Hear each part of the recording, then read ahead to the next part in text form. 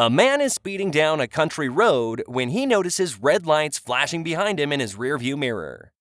So he pulls over to the side of the road and rolls down his window.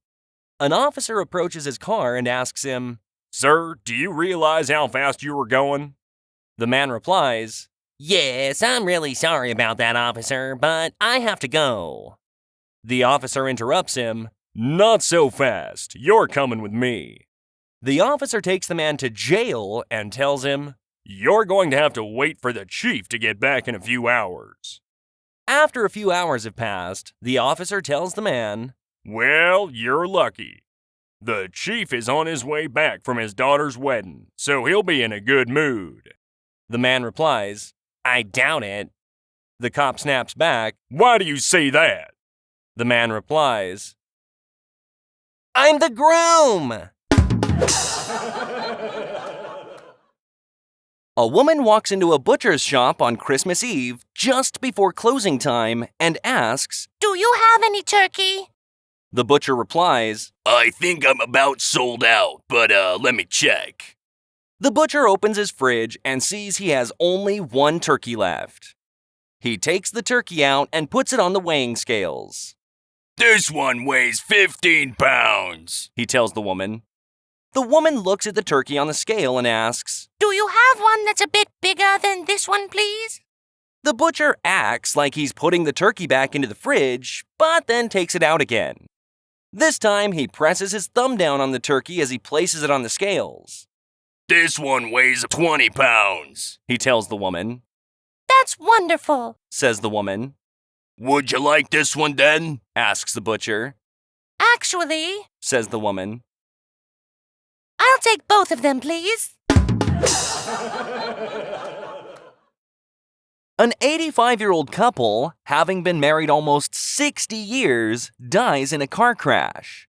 They had been in good health for the last 10 years, mainly due to her interest in health, food, and exercise. When they reach the pearly gates, St. Peter takes them to their mansion. It is decked out with a beautiful kitchen, master bath suite, and jacuzzi. As they ooh and ah, the old man asks St. Peter how much all this was going to cost. "It's free," St. Peter replies. "This is heaven." Next, they go out back to survey the championship golf course that the home backs up to. They will have golfing privileges every day, and each week the course changes to a new one representing the great golf courses found on Earth. The old man asks, "What are the green fees?" St. Peter replies, "This is heaven. You can play for free." Next, they go to the clubhouse and see a lavish buffet lunch with all the cuisines of the world laid out. "How much is it to eat here?" asks the old man. "Don't you understand yet? This is heaven. Everything is free," St. Peter replies with some exasperation. "Well, where are the low-fat and low-cholesterol tables?" the old man asks timidly. St. Peter answers, "That's the best part. You can eat as much as you like, whatever you like. You will never get fat, and you will never get sick. This is heaven." With that, the old man erupts into a fit of anger, throwing down his hat and stomping on it, shrieking wildly. St. Peter and his wife both try to calm him down, asking him what was wrong. The old man looks at his wife and says, "This is all your fault! If it weren't for your blasted bran muffins, I could have been here 10 years ago!" A priest, a rabbi, and an atheist are fishing on a lake. The priest says, "Oh heavens, I forgot my lures back on land." He steps out of the boat and walks across the water back to the land. He then grabs his lures and walks back to the boat. The atheist is astounded, but before he can make sense of the situation, the rabbi says, "Oh Yahweh, help me, I forgot my bait." He also steps out of the boat and walks across the water back to the land. He grabs his bait and walks back to the boat. Again, the atheist is stunned. But he refuses to believe in divinity of any sort or its impact on the world. He stands up in the boat and says, I left my extra line on land. The atheist hops out of the boat and splash! He sinks right to the bottom of the lake.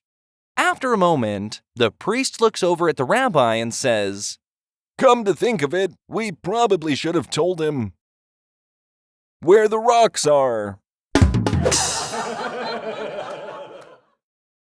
Dr. Rosenberg, a distinguished physician, completed his medical studies in his hometown before establishing himself in Manhattan, where he swiftly ascended to the pinnacle of his profession. One day, he was invited to present a significant paper at a conference, coincidentally held in his hometown. He approached the stage, and while placing his papers on the lectern, they slid off. As he bent down to retrieve them, he accidentally emitted a resounding fart. Amplified by the microphone, it could be heard throughout the room and down the hall. Despite his embarrassment, he managed to regain composure and deliver his paper before hastily exiting the stage. He then returned to Manhattan, vowing never to return. Years later, when his elderly mother fell ill, Dr. Rosenberg reluctantly returned to his hometown. Checking into a hotel under the alias Smith and arriving in the cover of darkness, the desk clerk inquired, "Is this your first visit to our city, Mr. Smith?" Dr. Rosenberg replied, "Well, young man, no, it isn't. I grew up here but moved away after receiving my education." Curious, the desk clerk probed further, "Haven't you visited since?" Dr. Rosenberg hesitated before confessing, "Actually, I did visit once many years ago. But an embarrassing thing happened, and since then I've been too ashamed to return." Attempting to console him, the clerk remarked, "Sir, well, I don't know your life experience. I've learned that what seems embarrassing to me may not be remembered by others years later." Skeptical, Dr. Rosenberg responded, "Son, I doubt that's the case with my incident." The clerk, seeking details, asked, "Was it a long time ago?" Dr. Rosenberg admitted, "Yes, many years ago." Still curious, the clerk asked, "Was it before the Rosenberg fart?" An old farmer gets pulled over by a state trooper. The officer lectures him on how irresponsible it is to be speeding and does everything he can to get the farmer off balance. While the trooper is filling out a form, he keeps swatting at a swarm of flies around him. The farmer asks, "You having trouble with them circle flies, officer?" The trooper replies, "Yeah, why do you call them circle flies?" The farmer says, "Well, they're usually seen circling round the back end of horses." "Oh, I see," the trooper replies. After a minute, the trooper looks up from his paperwork and says indignantly, "Wait a minute. Are you calling me a horse's ass?"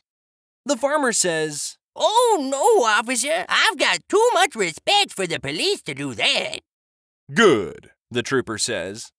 The farmer continued, "Hard to fool them circle flies, though."